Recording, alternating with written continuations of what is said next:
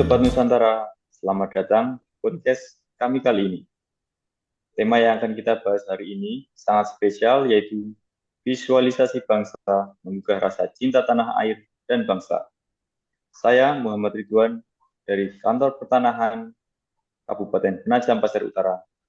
Dan di sini saya ditemani oleh teman-teman saya. Yang pertama, Marito.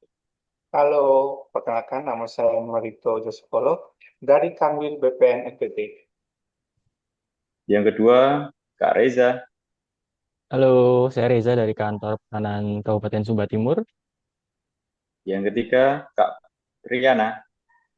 Halo, saya Triana Rahayu dari Kantor Pertanahan Kabupaten Maros.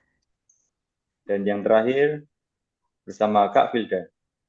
Halo, saya Filda dari Kantor Kota Makassar. Baik, hari ini kita akan ngobrol santai tapi bermakna ya, yaitu tentang bagaimana kita memvisualisasikan Indonesia, bukan hanya sebagai tempat tinggal, tapi sebagai identitas dan kebanggaan. Kebanggaan. Wah, topik yang menarik banget, Pak.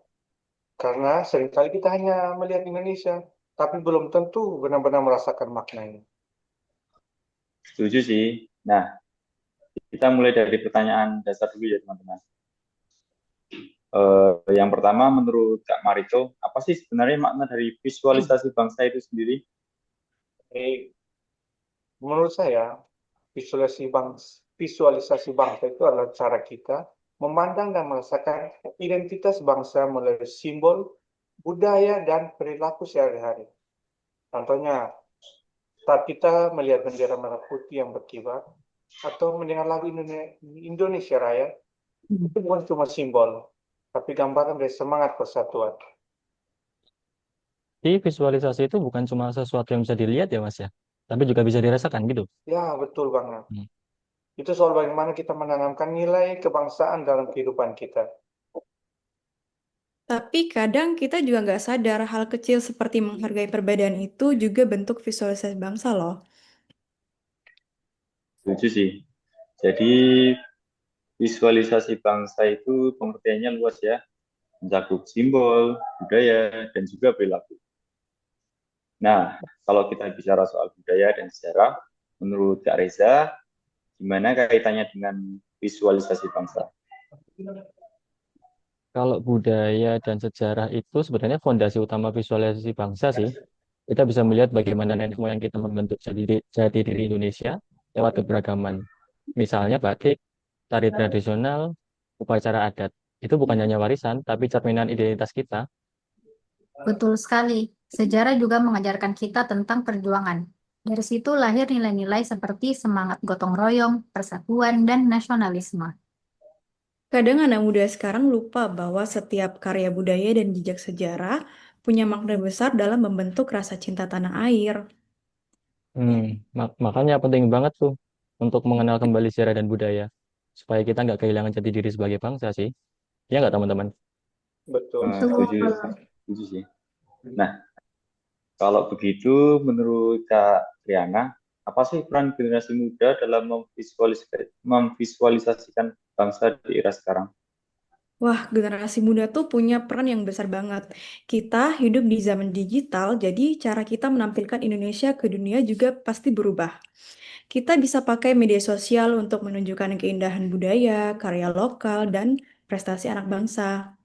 Berarti kayak content creator yang bikin video budaya daerah atau influencer yang promosi produk UMKM ya?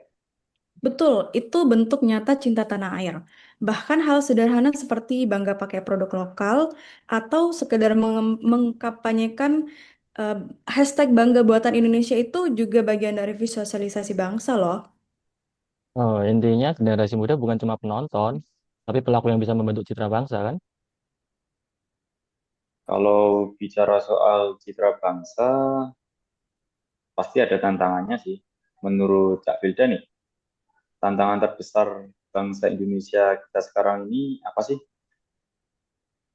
Salah satu tantangan terbesar bangsa kita adalah menjaga semangat persatuan, tentunya di tengah perbedaan dan derasnya arus globalisasi.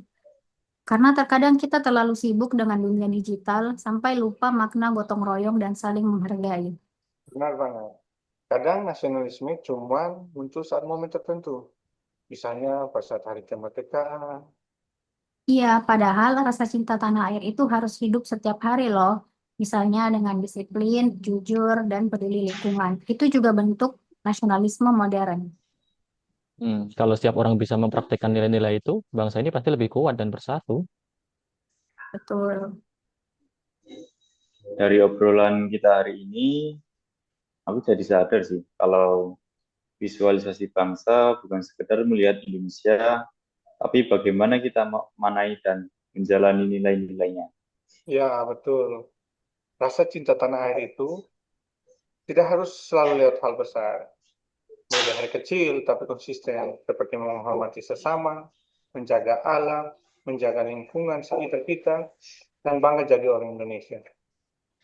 Apalagi, Marito, mengenal sejarah budaya kita adalah cara kita menghargai perjuangan generasi sebelumnya sih. Nah, sementara generasi muda juga harus jadi contoh dalam menunjukkan wajah Indonesia yang kreatif, beretika, dan berdaya saing. Jadi kalau semuanya bersatu dengan semangat itu, visualisasi bangsa Indonesia akan semakin kuat dan membanggakan. Nah, kalau dari obrolan kita kali ini, kalau boleh saya tarik kesimpulan, berarti memaknai visualisasi bangsa dapat dilakukan dengan peran generasi muda melalui budaya, sejarah, pengenalan pariwisata, dan lain sebagainya. Setuju nggak sih teman-teman? Setuju Setuju. banget. Setuju banget. Mungkin sekian, terima kasih sudah mendengarkan podcast kami hari ini. Semoga obrolan ini bisa menggugah semangat teman-teman untuk terus bangga berbangsa dan bernegara. Untuk menutup podcast kali ini, izinkan saya sebagai moderator memberikan pantun. Pergi ke pasar membeli batik. Cakep. Cakep. Motifnya indah, karya bangsa. Cakep. Cakep. Cinta tanah air bukanlah retorik, Cakep. Cakep. tapi diwujudkan dalam karya dan rasa. Salam hangat dari Cakep. kami berlima. Sampai jumpa di episode podcast berikutnya. Dadah. Dadah, semuanya. Terima kasih. Terima kasih.